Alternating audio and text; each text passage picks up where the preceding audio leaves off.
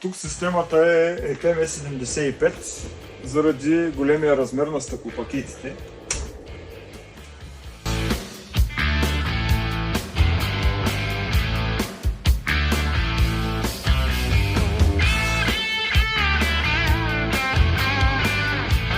Дебелината на стъклопакета тук е 44 мм, като всяко стъкло е дебело по 6 мм.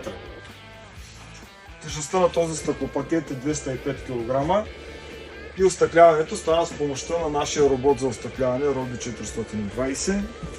Тук имаме също една голяма витрина, по желание на клиентите, за да се запази тази прекрасна гледка.